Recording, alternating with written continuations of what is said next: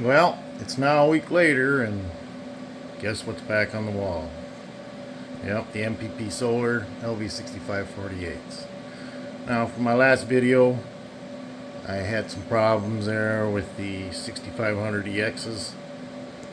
That night, I was getting a flicker in the lights, so I come down. Um, did some looking here, voltage fluctuating, and I hooked the scope on, had a dirty power waveform.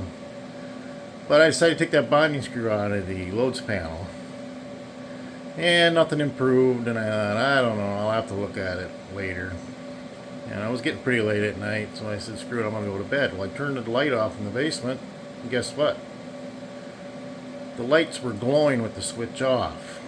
Not very bright, but there's a video of it. I posted it up here on my channel. I'll put a link to that later. Now, so I just ended up throwing my 3-pole transfer switch and switching back to grid. Went to bed, got up the next morning, I wasn't very happy. I contacted Signature Solar, and that night I decided, that's it. I got done with work early, so I whipped these on in here in about 2.5 hours, split my array back in half, so I'd have some PV going into here, and I've been running them ever since. And they've been just flawless. And I'll have a couple videos here showing the waveform with PV coming in, both zoomed out and zoomed in, and really they're clean, unlike the LV6548's that the wave gets all distorted under PV power. And I was just like, I don't know what's wrong with them, but Signature Solar agreed to take them back, and I said good. So, but I did buy something from Signature Solar. I bought a pair of their solar charge controllers, the 100 amp ones.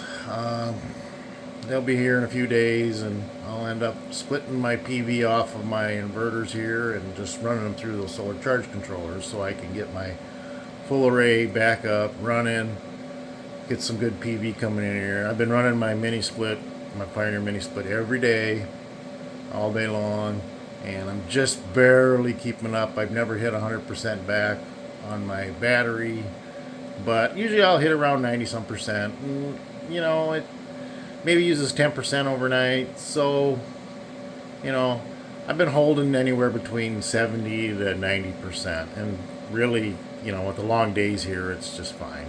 I thought maybe I was losing a little bit of PV production here by the lower voltage, but if it is, it'd have to be pretty small percentage. At first I thought maybe that was it, but then I realized, yeah, we're into summer, we got more haze in the sky compared to spring.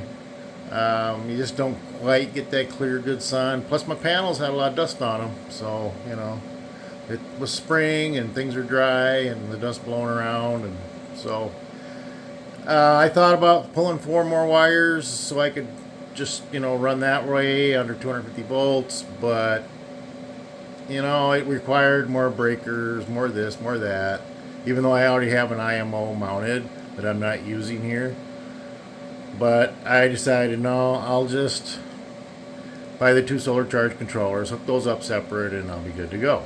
Now, I haven't had any of the big flickering in the lights. I'll link a video below that shows the strobing on my basement steps there. Those can lights have not bothered at all. But I had a very slight shimmer in my kitchen chandelier, and I thought, boy, that's weird, because none of the other lights in the whole house are flickering at all. But I had this little shimmer there. I got looking at it last night and decided to take that bulb out and flip the light back on. Shimmer was gone. I put a new bulb in. Shimmer's gone. So it was obviously a bad segment in the LED bulb. Other than that, these have been running just flawless. I just am amazed. They've worked really well. None of the problems I had with Signature Solar. I don't think the move towards removing the grounding bonding screws in the inverters is the right idea, and relying on a bond in the main panel, the service disconnect in my case, because of the distance. I think the impedance of the wire creates some issues there with the neutral being a little bit higher voltage, and it tends to throw the voltage regulation off on the LV or the 6500EXs. So, you know, I'll be running these. I'll keep updating as time goes on. I'll update later when I get those solar charge controllers in. Let you know how those are working out for me.